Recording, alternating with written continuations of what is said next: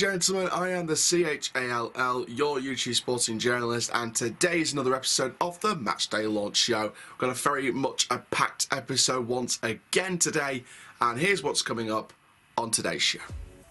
I'll be looking at the history of Doncaster's opponents this week, Stockport County. I'll be reviewing the AFC Wimbledon match, my player ratings and final thoughts. I'll be predicting the rest of the games from match week 4 in Statybet League 2, and I'll be looking ahead to the next game with Stockport's commentator John Caron. Forget Fergie time, we'll be going to McSheffrey time once again. All that and much, much more is coming up on today's show. But of course, as ever, we start off with the game that just happened on Saturday, AFC Wimbledon 2, Doncaster Rovers 2. This club needs to stop giving me heart attacks, I swear to God. Right, first of all, off the bat, massive shout out to the 9 Years podcast, AFC Wimbledon, the media team, everyone involved with the club for giving me the opportunity to, be on the pre-game show, get to see the stadium from that view, from the gantry. It was amazing. I got to wear an official media lanyard. It was unbelievable.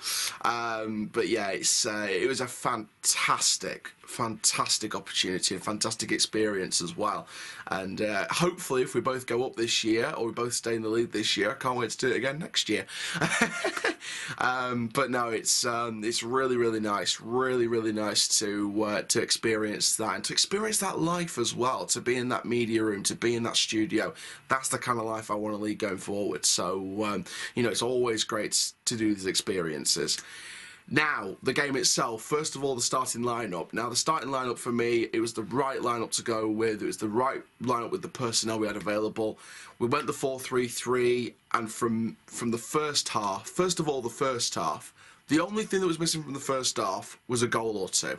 That was all that was missing from the first half. And we had a good few chances where we just didn't pull the trigger quick enough. We didn't pull the trigger at the right moment. We took an extra touch or an extra pass to make it even more difficult for ourselves. Apart from that, we pressed Wimbledon, we were on the front foot, we utilised the wing play, we were playing the 4-3-3, 1-2 football along the ground, good link-up play, good connections, few mishaps here and there off the ball, but on and off the ball. But overall, it was probably the best football we've played all season so far in that first half alone. But then the second half, I think the team talk was probably keep doing what you're doing, but the second half, Wimbledon just came out like a fireball. Pressing us on the back foot, putting us into our shell. They got the 2 goals. First of all, the first goal, Mitchell should have kept hold of that. He dropped it. It was an accident. These things happen, but he should be doing a lot better with that. Second goal, the marking should be a lot better. But then, you sort of... I'm not going to lie, I was 50-50 at that point. When we were 2-0 down, I was 50-50. I was sort of like 50%, we're 2-0 down. I don't think we might come back from this.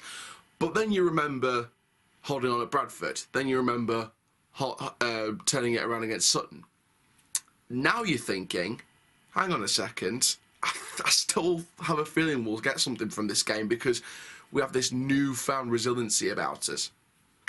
And lo and behold, we did. It was a good layoff pass from Kulea for the first goal. Tommy Rowe, 20-yard smasher. Good to have players like that who can shoot from distance. Hopefully, fingers crossed, Molyneux's back for tomorrow. And then the second goal, great set piece corner from Clayton, flick on by Agard, and Williams heads it into the bottom left. And the scenes at full time. And not even just full time, the scenes at the second goal were just unbelievable. Unbelievable. How many fans were just in awe and excitement, and I look back over the goal and Rochelle Williams running down the touch sign with the L. Now I don't know if the L is to Wimbledon or I don't know if the L is to me for not predicting to start for that game, because I did predict Bobby Fowler to start over Rochelle Williams. I did drop Rochelle Williams. Maybe my biggest mistake so far this season. But you know what? I need to give Rochelle Williams his credit here. For me, he was exceptional on the day. And to get that goal just saw off a brilliant performance for him. And you know what? I need to spend a couple of minutes here just to talk about Rochelle Williams, because what I noticed in that game was he's come out of his shell a lot more than before. Now, think back to last season when he was brought in. He was playing in a back four, didn't play amazing, put in a back three, got better, got into a back four, played a little bit better. Under McSheffrey, played a lot better. Still made a lot of mistakes, though. But this season, I know he made mistakes in the Carabao Cup, but apart from that, I don't really think he's had a bad season so far. I think he's had a good season so far. So, for me, Ro-Shaun Williams has been one of the most improving players in the squad for me from last season. There is a few that have improved as well. Agard, for example, has definitely improved off the bench. I know he had the game against Lincoln in the Carabao Cup, but, you know, that was a write-off for me anyway. But no, Agard, for me, definitely has been improving. Williams, for me, has been the most improved. It was good to see Tom Anderson back on the pitch. I think him being back on that pitch, commanding from the back, definitely for me, you know, putting a good shift. Mitchell, apart from the drop of the ball for the first Wimbledon goal, I think Mitchell had a good game for me. I know we conceded 2 goals, but the second goal for me wasn't really down to him. I think the second goal was probably down to the marking. But for me, apart from the 2 goals conceded, Mitchell did all right for me. The 2 fullbacks, especially in the first half, Noyle and Maxwell bombing forward, pushing forward. And the skill level on James Maxwell is unbelievable. That guy is seriously talented. Kyle Hurst, again, someone who's got an exceptional skill level on and off the ball, did well. Harrison, his work rate, you can't fault his work rate. His ability still needs a bit of work, but with Harrison, his work rate is always there. Tommy Rowe is just Mr. Reliable. He is the new Mr. Doncaster of this team. Clayton, Marshall in the midfield superbly. You could tell it meant a lot to him, and it's good to see a player like Adam Clayton. And, you know, you look at that squad, you look at the squad we've got, Clayton, Rowe, Close when he's back, Taylor, Anderson, Noyle, and then you've got your younger players that have got room to grow. Williams, Maxwell, Hurst, Miller, Molineux's a bit older, but he's still got a bit to do.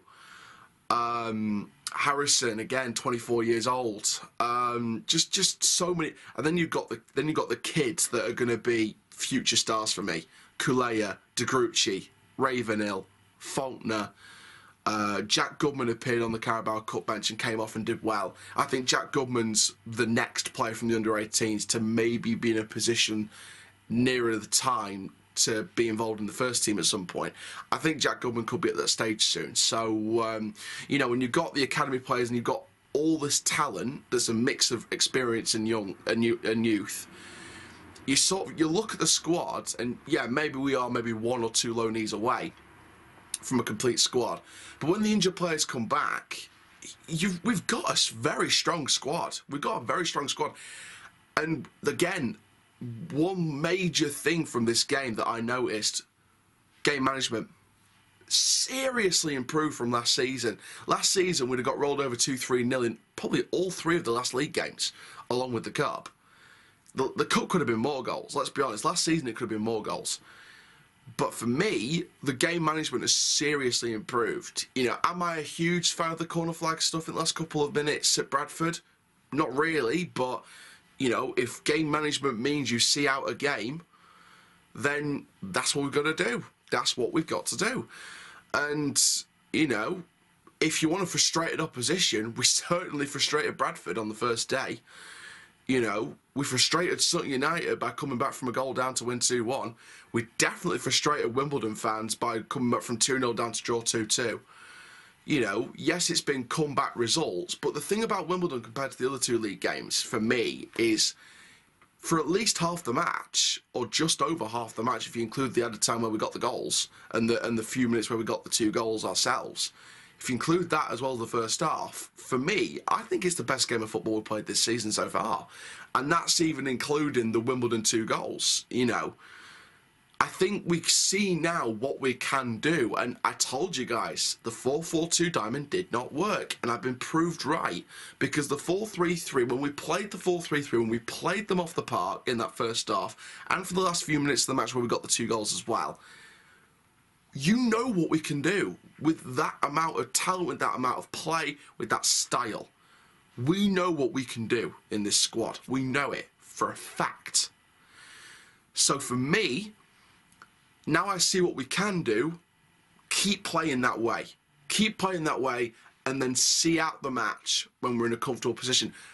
The only thing we need to do now, the major thing we need to do now, is pulling the trigger. Seriously, just pulling the trigger. I think we had like, what, 13, 14 shots and like 4 on target, something like that. But we dominated possession. Let's create more chances on target. Let's create even more chances on goal. And I think once you get the likes of Molineux back, a very good technical winger who can cut inside on the right and launch it with a curling shot, we know he can do that. When you've got that quality of Molineux back, and when you've got maybe a Loney or 2 in the squad just to help with the depth, we've got a serious squad that could cut teams apart here. It's not going to be a walk in the park. Sometimes we have to see games out for the last few minutes, but again, game management, we have to do that. If our game management is the first half against Wimbledon, but with a bit more clinical chance creating, and then for the last few minutes we see the game out with our frustrating defensive play, that works for me. That works. The last few minutes of the game might not be pretty, but we see out a game, and we see it out in style with our defensive shape. And that was the main thing with me as well, especially in the first half when Wimbledon came forward with a couple of chances of their own. How we trapped back into our defensive shape and pressed them. We pressed them in the first half. So for me, I feel like we are where we need to be now. Yes, I know we're still 1 Loney, maybe 2 Loneys off a good depth squad. Maybe even just 1 Loney. Maybe we only need just 1 Loney and that's it for the window. You know, we're not a bottomless pit. We know we have to work to a certain budget. We're not stupid. We know we have to do that. We are a self-funding model, so we've got to get it out of our heads that we should be expecting the owners to pump more money in, because we're not expecting them to. So we've got to get it into our heads that we're a self-funding club and we're not a bottomless pit. So, I mean, if there is extra funds available for the club to give the manager, then do it. You know, we can't have a repeat of deadline day like last year, but to be honest with you, I don't even think we are going to have a repeat of last year, because we've got pretty much all but one of our business done, you know, 2 weeks before the window's over. We've got all our business done, and I think that's the way we're going to play it. I think with the January window coming up in a few months as well, with January, I'm predicting us to get most of our business done within the first 2 weeks of the window, and then the rest of it comes maybe in the last week or 2. Maybe we'll get all our January business done, if we need any January business done, with a week to go before the end of that window and things like that. And you know, I'm pretty sure the club's planning to know what they're going to do in the next couple of months for the January window and for the next summer. You know, they are starting to plan 2 windows ahead. So we know the club are going to start planning 2 windows ahead now. They came out and said that. So they're going to want to put together their transfer plans for the next couple of windows. So we know that in terms of recruitment, I think we were in a much better place than we were last year. Much better place. And, you know, Graham Younger's got the Watford job now. I'm happy for Graham, but after last year, I don't know why I don't know why Watford. No offence to Graham, but I don't know why Watford after last year, unless it's just a different environment. But, you know, congratulations to Graham Younger anyway. I know people won't congratulate him, but I will. Because he's still a human being after all. So congratulations to Graham Younger, because I'm sure you'll try your best at Watford. But no, for us overall, like I said, recruitment for me has been great. We see that on the pitch now, and we keep going. We just keep going. We've got 2 great home games coming up on tomorrow and Saturday against Stockport and Salford. So, you know, can't wait for that, and it's going to be very, very interesting indeed. Let's get into the player ratings then from the game against Wimbledon. So I'm going to start off with goalkeeper Jonathan Mitchell. I'm going to give him a 6. I think that's a fair result. I think for me, like I said, he resembles a decent shot-stopping goalkeeper. His distribution for me has definitely improved as well. I saw less I saw less long kicks out for throws this time, and I think that's because of the style and the tactics we were playing, especially in that first half. So for me, I think Mitchell, apart from conceding 2 goals, which, let's be honest, one of them wasn't really his fault. The first one was an accident drop-off. Apart from the 2 goals he conceded, I didn't think he did that badly, to be honest. Going into the back 4, James Maxwell, Tom Anderson, Rochelle Williams and Callum Newell, I think they all get 7s. Maxwell, for me, again, just someone who impresses me every single day. I tell it to his face. I say to his dad that he's impressed me every day. You know, they're very grateful for the responses, and you know, for me, like I said, I think he's definitely worked his way up. I think he's going to be a long-term talent. Let's not forget, Maxwell's 20 years old, and he's performing like a proper first team. Feels like a league. He feels like a League One player with his technical ability and the fact that he is a good left back, a very decent left back. He feels like a top end League One player at the moment, and that's not an overstretch or an over exaggeration or anything like that. And I'm sure many fans will agree with me here. He doesn't feel like a League Two player. He feels like a top end League One player we've got on our hands here, and he's still 20 years old, which is unbelievable. Tom Anderson, Rochelle Williams at the back in centre. I think they were astute. I think they were very sincere. I think they were very mature at the back. I think they were very experienced. They showed their experience, their no-nonsense attitude. They got in the way of most things for Wimbledon. Anderson, for me, I know he got turned a couple of times, but for me, I think Tom Anderson's been a real rock. He's got in the way of a few shots, so for me, putting a good shift. Rochelle Williams got his goal, his first senior goal at Rovers, so for me, I think it's a great day for Rochelle Williams on Saturday, and long may that continue for the season. And again, Callum Newell, 7, bombing forward down that right-hand side, got involved.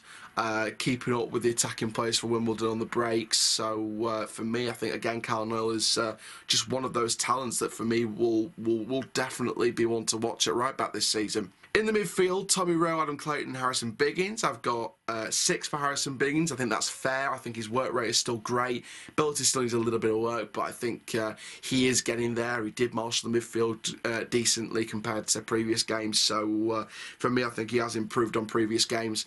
Adam Clayton, 7. I think it's a very, very high 7. I think he marshaled the midfield brilliantly, led by example, and a great captain at the club. And then vice-captain Tommy Rowe, 8. For me, the man of the match. Man of the match by a mile. I think Mr. Reliable, Mr. Doncaster, loves the club. And, you know, he's just a level above, isn't he? He's just another level Tommy Rowe. And, you know, me and Tommy have become good friends over the last 12, 18 months. And I speak to Tommy all the time. And, you know, he's great to speak to off the pitch as well. So, you know, it's great to see Tommy all the time and to speak to him about matches. And you'll bet I'll be, me and Tommy will be speaking before the Stockport match tomorrow as well. So, for me, I think Tommy's just a great guy off the pitch, a great leader on the pitch and off the pitch as well. And again, another one of those players that leads by example. Now in the front 3, Carl Hurst, Lee Tomlin and George Miller. Now first of all, Lee Tomlin, 6, and it's a decent 6. I think there is times where he's lost the ball, but I think he still goes forward quite well. His technical ability is great, and he can still be a decent asset to this club. I think he still can be a decent asset. So, you know, the red card's been put to bed for Bradford. You know, it's been put to bed. It was put to bed ages ago. And I said I forgive Lee Tomlin. To be fair, we did have a bit of a laugh and a joke for the cup game on Tuesday, because I said to Lee Tomlin, don't worry, mate, I forgive you for that red card. And Adam Clayton just walked past like, that's not what we were saying on the YouTube channel. So me and Adam were having a nice joke about that and things like that. So Adam Clayton's a great character around the place. And, you know, Lee knows I forgave him about the red card. So, you know, me and Lee are cool. Me and Adam are cool. And, you know, like I said, Lee will hopefully be a great asset this year, and you know, I hope he can keep improving on the first game. Carl Hurst, 7. I think again that guy at 21 years old just has so much ability on and off the ball. Great asset to have, and you know, when Molineux comes back for the right hand side, and when Taylor comes back for the left or right side. If I was John Taylor or Luke Molineux, no offence, I would be worried, because Carl Hurst is seriously staking a claim for a first-team place every week.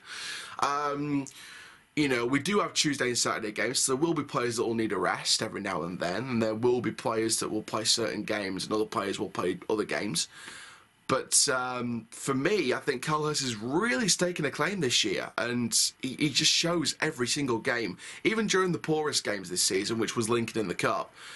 You know, even during the worst games this season so far, he still finds a way to be creative and try and find movement, try and find space, and he gets involved each and every time. And Miller, 6, he didn't pull the trigger off, you know, could have had a better game, but for me, he's still pressed. He could see him trying to press for everything, still trying to work for everything, and, you know, it'll come good. I think he'll score more goals this year, so I think he'll come good. The more we start playing with the 4-3-3 pressing play, like we did in the first half, the more we'll utilise Miller a lot more. Into the subs bench then, Josh Andrews, Tavonga Kulea, Kieran Agard and Bobby Faulkner all get 6s. I think Andrews, that was probably one of his better games this year so far. Again, aerially won a couple of things, not many things, but a couple of things. And if we put that chance away that was an inches wide from being 3-2, we could have won the game and got 3 points. But it's one of those things, isn't it? But I think Andrews did run round, he did try hard, and I think he had one of his better games. Agard, Kulea and Faulkner, again, off the bench. Kulea, his technical ability is great. Agard off the bench. You know, the flick on for Williams from the set piece for the equaliser. And Faulkner just gets involved with everything and is all over the pitch. So, again, I can't fault the substitutes from McSheffrey. Speaking of McSheffrey, his rate, I'm going to give him a 7. I think that's a fair rating. I didn't say it in the Lincoln review, but for the I did give him a 5 for the Lincoln City game. But I think a 7's a decent rating for this one. Because like I said, the team talk at second half was pretty much keep doing what you're doing. And we did concede 2 goals, but we did rescue it back to 2-2. So we did deserve at least a point out of that. And finally, the fans. The fans got a 6, so that's at best against Lincoln. But today, for the Wimbledon game today, I'm going to give them an 8 because I think the fans were great. The fans gave them a lot of support. The scenes at full time, the scenes after the second goal was great. And again, for me, just one of those where for me they just really pushed it out of the park. So I think the fans were great, and we move forward to Tuesday. But let's get into our next section of the show where we look ahead to our next opponents, Stockport County. Here's a bit of history on the newly brought back Football League club. Established in 1883 as Heaton Norris Rovers, in 1890 the name was changed to Stockport County to reflect the town gaining county borough status. After winning the Lancashire League in 1900, the county gained admittance to the Football League, drawing their first match 2-2 away to Leicester Fosse, now Leicester City. After finishing in the bottom 3 in their first 4 seasons, County failed to gain re-election in 1904 and so spent a season in the Lancashire Combination. They won the league at the first time of asking and made an immediate return to the professional ranks. County would be a proud Football League members for more than a century. Joining the league meant the club soon outgrew their ground behind the Nursery Inn on Green Lane in Heaton Norris, and in 1902 they moved south to the Riverside Mersey to Edgeley Park, then home of Stockport RLFC. County has played there ever since. Hatchmaking was an established industry in North Cheshire and South East Lancashire by the 16th century, and by the late 19th century, Stockport had become a national centre for the trade, and by 1900, County's nickname of the Hatters had become synonymous with the club. Having played in the variety of kit colours in the club's early years, using a variation of blue and white, County switched to white shirts and black shorts for the 30s up to the mid-60s. Throughout this period, they were often referred to as the Lily Whites. The club stayed 4th in the 4th Division doldrums until the turn of the 90s, when Uruguayan manager and former Doncaster Rovers coach Danny Bergara turned their hats into regular top-of-the-table challengers. Following Bergara's departure in 1995, Dave Jones took charge and gave the club its most memorable season. In 1996-97, the Hatters won 4 games against Premiership opposition, including a 1-0 win at Middlesbrough in the League Cup semi-final. Unfortunately, the tie was lost 2-1 on aggregate. Other runs in the FA Cup and League Trophy meant County played almost 70 games that season and finished second in the second division, the largest amount of games that almost certainly cost them the title. After Jones's departure for Southampton, County consolidated their first division until relegation in 2002.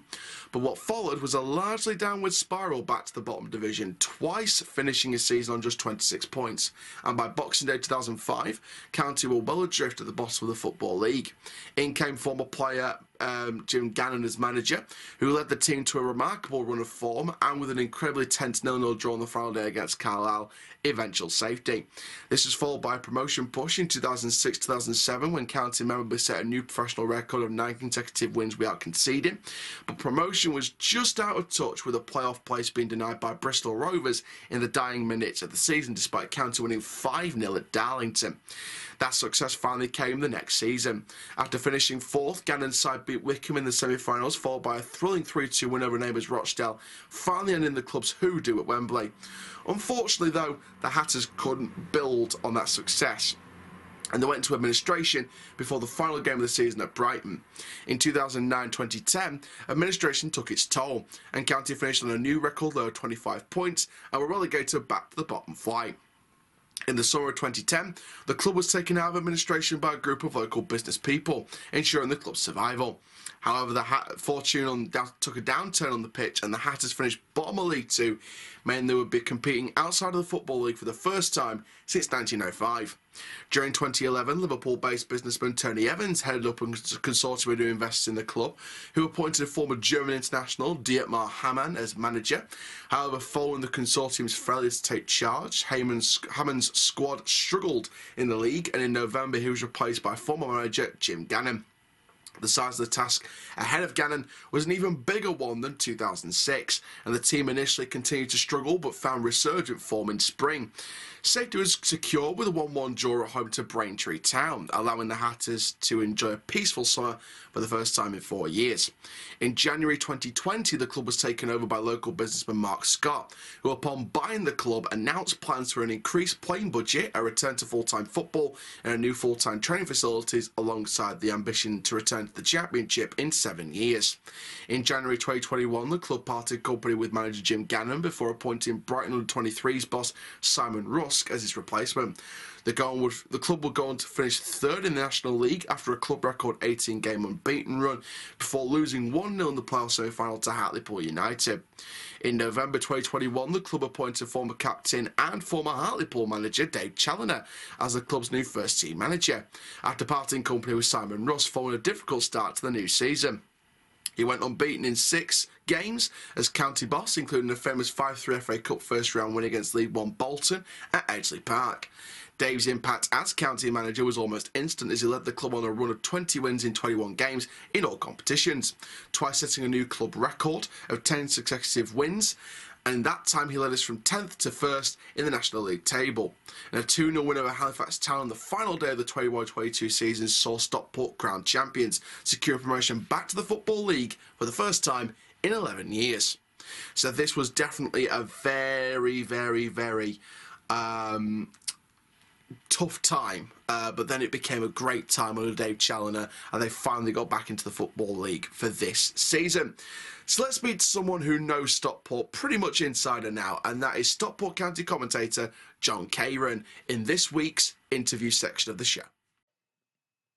So welcome to the interview section of the Matchday Launch Show. We're here with John, who's commentator for Stockport County. John, how are you? I'm very well, mate. Thank you. How are you, Aaron? Yeah, I'm very, very good, thanks. Obviously, it's our first fixture against you guys for the first time since 2004, 2005. Stockport back in the Football League this season. First of all, how great is it to see Stockport back in the Football League after, 10 plus years of being away from the Football League? I think what's been great has been the response of the clubs that we've met so far. Some great old established Football League clubs like yourselves, but Colchester as well. The way they sort of welcomed us with open arms, and they're saying, it's just great to have Stockport County back. And I think a lot of that is to do with the fan base. It's historically County have always had a really strong vocal support, and we always travel well. We always take good numbers away from home. And I think a lot of clubs at this level in League Two are just delighted to see us back, and that's been really encouraging. And it was funny, you know, on Saturday I looked around the press box, and it was almost like being transported back 11 years, because all these faces from the Nationals and from Five Live and the local radio, suddenly they're all back again. And it's the same people who were there 11, 12 years ago. So it was nice to see that. So yeah, there's all these sort of indicators that, you know, that we are back in the big time. But it's been a long, hard road to get here, obviously. Yeah, absolutely. And, you know, as you say, the supporters always take great travel with them. We're expected to get 3,000 Stockport fans plus at the stadium tomorrow. I mean, how great is it to see that away support, and how many people travel to watch Stockport home and away? This has been, in many ways, this has been the irony of non-league. It's given us, there's a lot of people, particularly the younger end of our support, who've only ever known us as a non-league football club. You know, watching us at places like Colwyn Bay and Gainsborough and Vauxhall Motors. I mean, Vauxhall Motors, it's not even a place; it's a factory. You know, it's been, and we're getting beat by these teams as well, by the way. But to see us drop down has almost galvanised those young supporters, and then they've seen the success of the club. They've seen us rebuild from that very low base. And so, yeah, as you rightly say, we're now taking huge crowds with us. And those young supporters deserve massive credit. Towards the end of last season, they were having marches to each home game.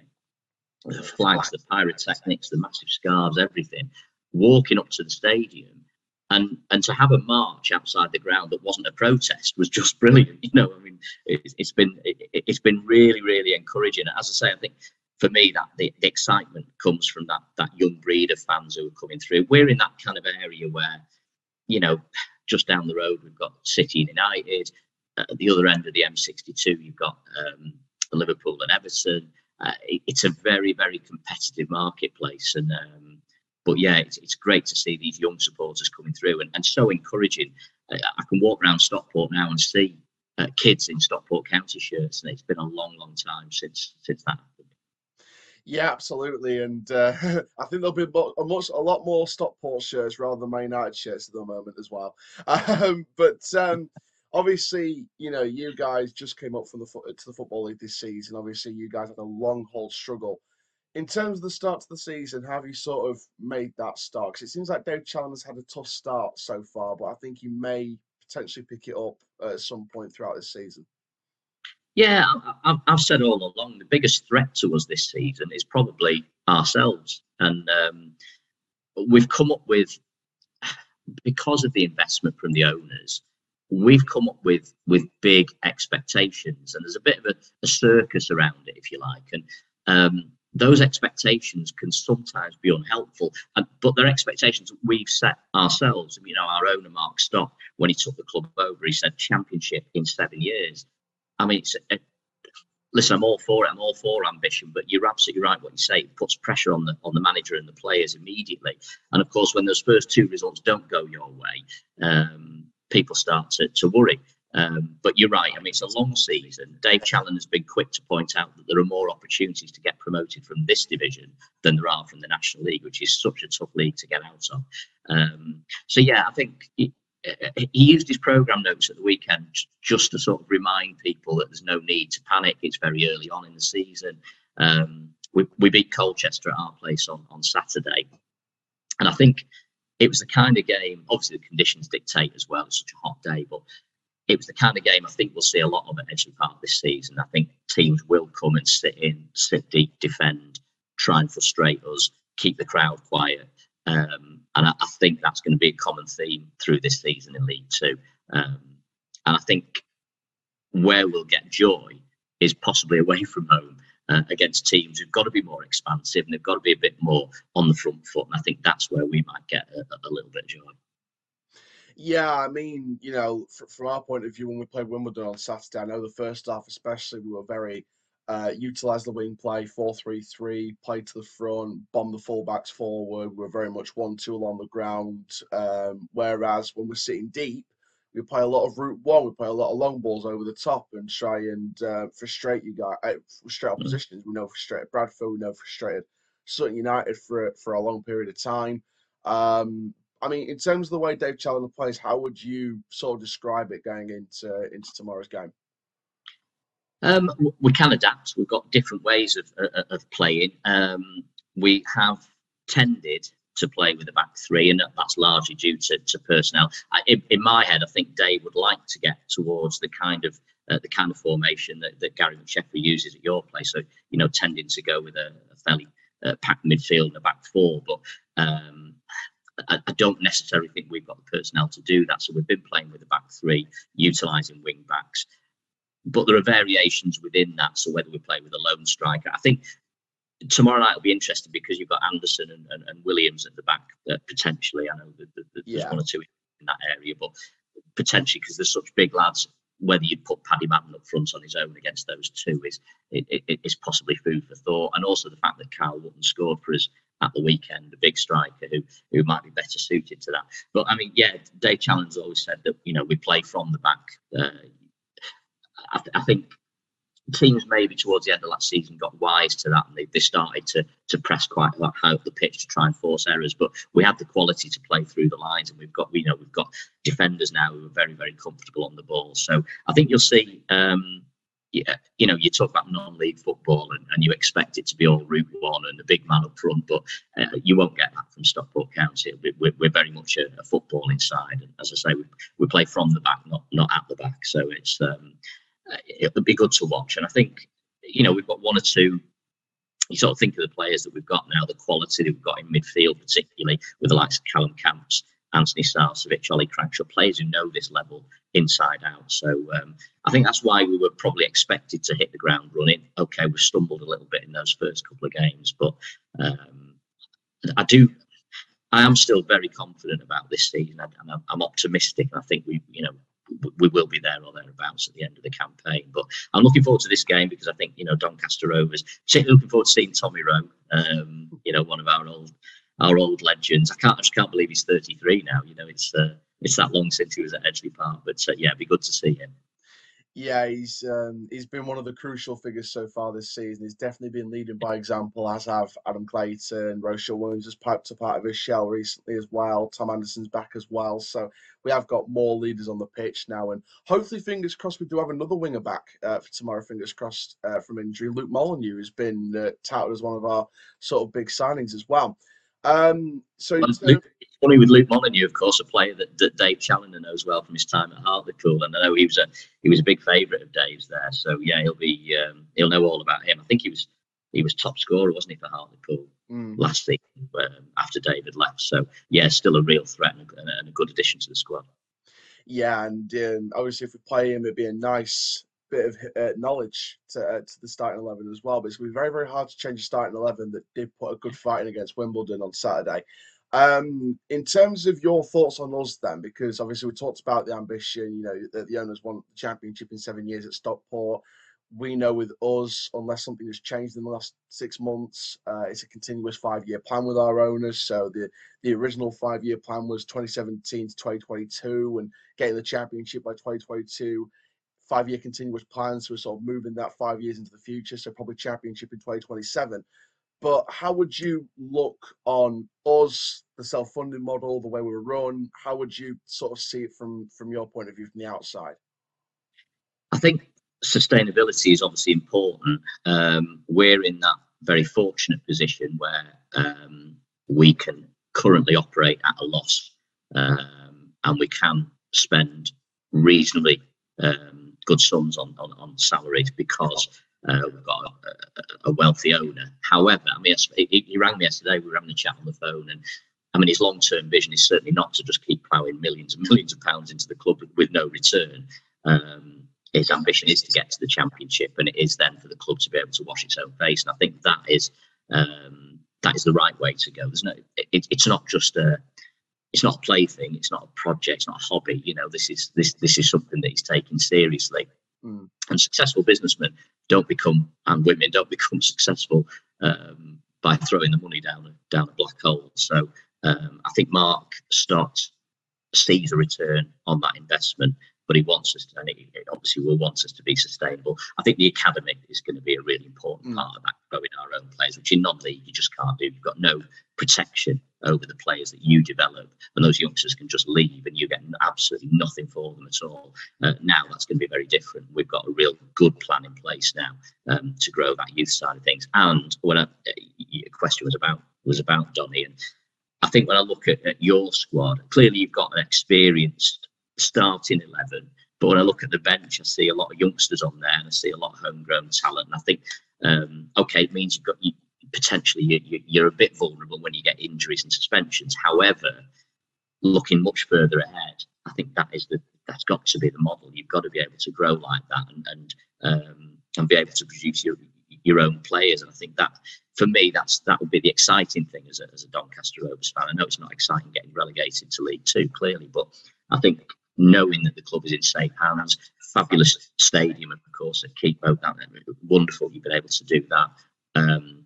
And again, stadium is all part of our plan. That we're not going to move, but we are going to redevelop, and we're going to go to hopefully 20,000 in the coming years. So currently capacity is just under 11. So there's a lot of work to do and a lot of money to spend. But there's no point growing the team without growing the infrastructure. So that'd be what we would do. But yeah, as I say, when I look at Doncaster, I think you can see the owners have clearly got that youth philosophy at the heart of what they're doing, because you've got Gary McSheffrey, who worked with your under-18s, obviously. Steve Eyre, of course, you can underestimate what he did, but at Manchester City, you've been involved in their youth setup for sort of 2 decades, and I know his dad very well. So yeah, I think you can see that plan in place.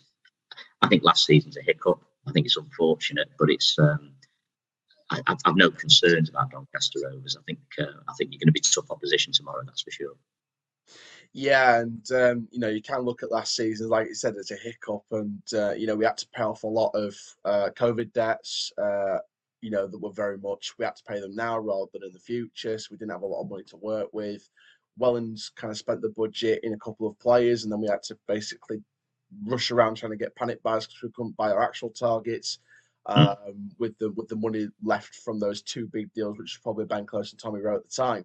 So obviously, like I said, it's going to be very, very interesting. Like you said, with the youth, you see the homegrown talent on the bench. Tamonga Kulea, very technical winger. Hopefully, he'll get some more time off the bench as well. Liam Ravenhill, just like his dad Ricky, strong tackler, holding midfielder, got a bright future. Is touted by Premier League and Championship clubs only a couple of years ago, according to reports. So, there was interest in Ravenhill. And Bobby Faulkner, 18 years old, no-nonsense centre-back, got a bright future ahead of him. So we've got plenty of youth talent. And, watching the under-18s highlights, from their game against Hartlepool on Saturday as well, some great young talent in that setup now as well with Freddie Allen. I was speaking to Freddie Allen from Norwich City, and he said the coaches at Donny are probably better than Norwich. So something's working. Something feels like it's working at Doncaster Rovers. But obviously one of the players to focus on finally in this particular game is Tommy Rowe, former Stockport player, currently with us for our second spell. And you mentioned how great we see Tommy Rowe. What do you think you'll expect from Tommy Rowe going against Stockport? Because for me personally, I'd expect a class above the rest, a playmaker, and someone who will, again, lead by example like he did on Saturday with all the other players against Wimbledon. I mean, it's interesting. I haven't seen a great deal of Tommy since, but I know obviously since he left Stockport County, he's had a terrific career. I mean, what's it, over 500 odd games. His versatility as well, which was always a big bonus at Stockport, with playing whether it was left back or central midfield or wide on that left hand side. He was a really important part of our League One promotion back in 2008. That wonderful team that Jim Gannon put together. But then, of course, we found out the whole thing was built on foundations of sand, really, and we didn't have the budget to cope with it. And we went into administration in our first season back in League One. So Tommy was I don't want to say a victim of that, but we lost him to Peterborough for just over 200 grand, I think. And it was an enforced sale. But of course, he became their captain. They got promotion to the Championship. So he's had a wonderful career with them. Obviously, he's had three spells with yourself. And then it's no surprise when I watch the TV footage and I read the match reports to see that he's scored a late goal. He's got a man of the match performance at 33. And I think it was I mean, Jim Gannon used to call him Tommy Two Men because he reckoned there seemed to be two of him, and he said we need to count his lungs. How does he keep making these runs that he makes? And he's, as I say, I'm sure he's had to adapt his game as he's got older. But I'm excited to see him. He's a top lad as well on top of everything else. So I'm really excited to see him. But I'm also excited to see, because I think we were talking earlier there about establishing your homegrown talent, but I also think your recruitment has been clever. You're bringing in players with plenty of growth. So you look at the likes of Hurst or Maxwell, or Biggins or Noyle. These kind of players who maybe people would look at it and think, oh, they're dropping down, but they're not. These are players with loads and loads of growth to come, and I'm excited to see some of these as well, because I think again, you talk about a model for success. These are going to be assets in the future. So yeah, I think your club's in a good place despite relegation. It sounds a weird thing to say, but when I look at Donny, I just think there are clubs in a lot worse situation. We saw what happened with Scunthorpe, Oldham Athletic. Absolute disaster waiting to happen. Whereas I think a well-run club, supporters will accept most things if they feel the club's being run properly, and I think Doncaster is. Yeah, absolutely, and it's going to be great. Like I say, it's going to be great to see Tommy again and see these young talent as well. Been very impressed with the likes of Maxwell and Hurst, especially. So finally, then, prediction time. I'm going to talk about my prediction at the end of the video, but what are you predicting for this game then? I mean, I'm not going to surprise you by saying I think we'll win. And the reason I say that is what I said right at the top of the show about the fact that away from home, I just think there's more opportunity for us to create chances. And at Edgeley Park, we're getting teams coming and putting, banks of 5 and 4 behind the ball. It's impossible sometimes to play through. Quite happy to let you have the ball in your own half. No intent to attack whatsoever. Colchester Saturday had 2 shots in the entire game, both off target. The goalkeeper, Vic Yaros, his home league debut, I've learned nothing about him because he didn't make a save. And I think we're just going to see lots and lots of that. However, away from home, on the flip side, the onus is always on the home team to be more expansive, progressive, more attack-minded. So I think hopefully that will create that little bit of space, because we've got those players with that technical ability that can really do damage, particularly in that midfield box of whether it's Sarswich, Cragshaw, Crowsdale, Camps, whoever. So I'm going to go for a 2-1. I think. We've had a couple of clean sheets back to back, but as I say, I think there are vulnerabilities in our team, no question. I think Doncaster, when you look at the likes of George Miller up front, you look at Tommy Rowe's quality with through balls, we're going to be vulnerable to chances created tomorrow. There's no question about that. And the resilience and the character that Donny have shown in the last couple of games, that fight, that grit and determination is very much to the fore. But I'm going to go for a 2-1 to Stockport. Okay, interesting. Obviously, I'll give you guys my lineup prediction or my score prediction at the end of the video. But John, thank you very, very much for coming on the show today. Much appreciated. Absolute pleasure, Aaron. Look forward to seeing you at the game. Fantastic. Let's go on to the next section of the Matchday Lunch Show. So let's get into the match week 4 predictions for the game then. So first up, Barrow and Walsall. Barrow just losing 1-0 to Sutton, and Walsall losing 1-0 to Stevenage, and narrow losses for 2 sides that started off the season very well. I think Barrow will be the one to get back to winning ways though. I'm going to go with a 1-0 win for Barrow here. Next up, Colchester host Bradford, and I think this one has a Bradford win all over it for me. I think Bradford, they got off to a great start on Saturday with the win, and for me, I think it's going to be tough for Colchester to match them, so I'm going to go with another 2-0 win for Bradford. Next up, Crawley and Northampton. Crawley have not made the best of starts. Northampton made history with the referee. If you've watched the ITV show, EFL Highlights show, you'll know what I mean. But Northampton, for me, will get off to the better of starts. I think Crawley will be under a lot of pressure now. And I'm going to go with a 2-1 Northampton win.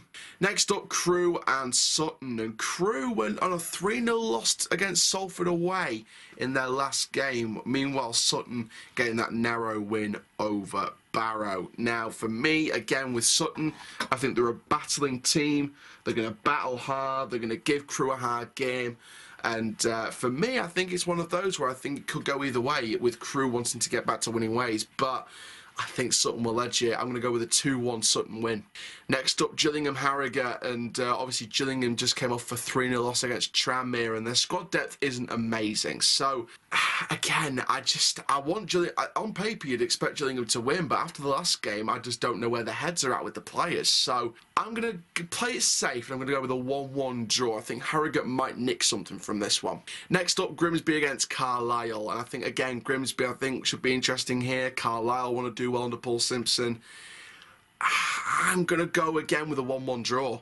Next up, Hartlepool and Tranmere Rovers, and for me there's only one winner in this one. Hartlepool have not made the best of starts, and Tranmere coming off a 3-0 win against Gillingham, one of the, I wouldn't say promotion favourites, but I'd expect them to be up there in the top 7, top 10 maybe. So I'm going to go here with a 3-0 Tranmere win. Very tough times for Hartlepool.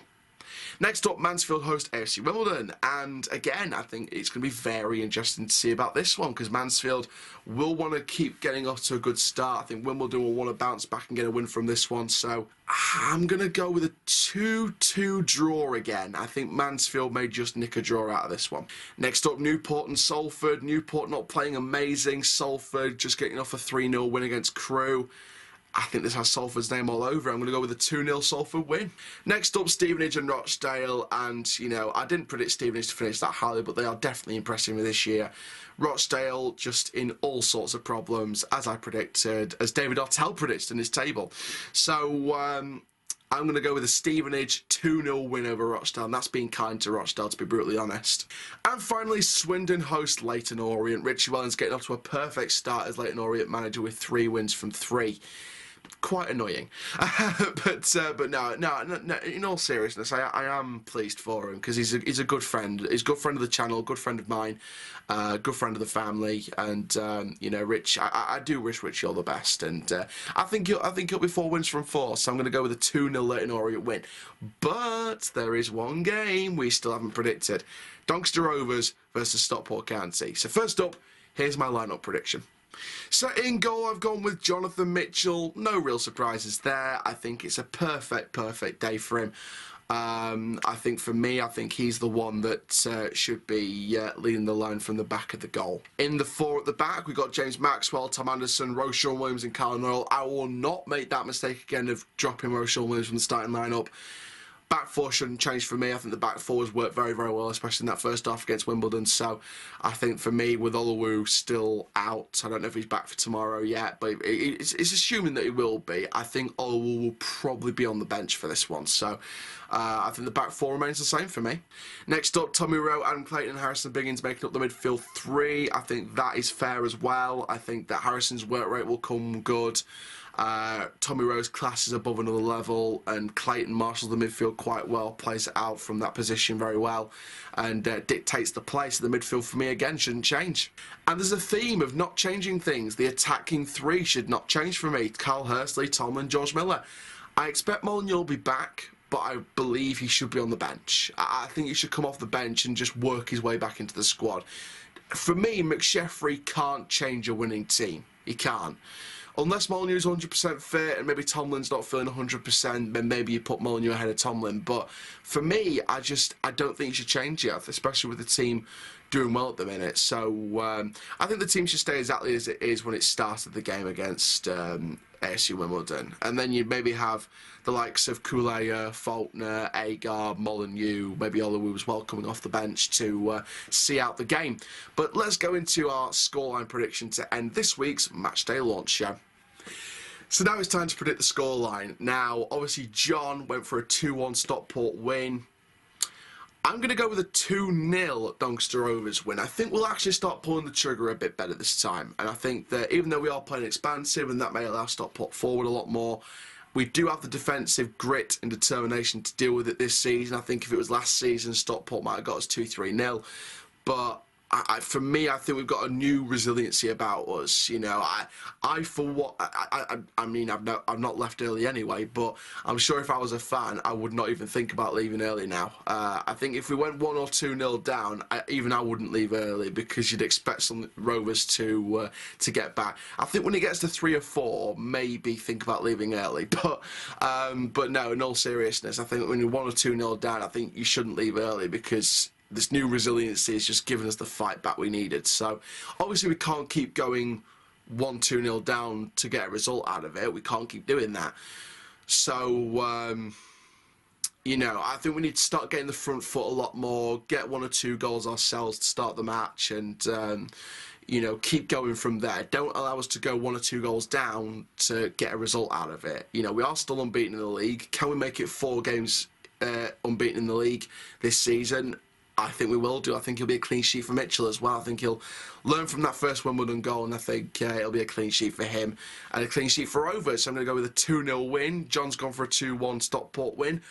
Comment down below your predictions for the lineups, for the scoreline. If you're a supporter of another team, comment down below your predictions for your game. And for now, guys, I am the CHALL, your Doncaster Rovers fan and YouTube sporting presenter. Keep living the Rovers life, and that is full time.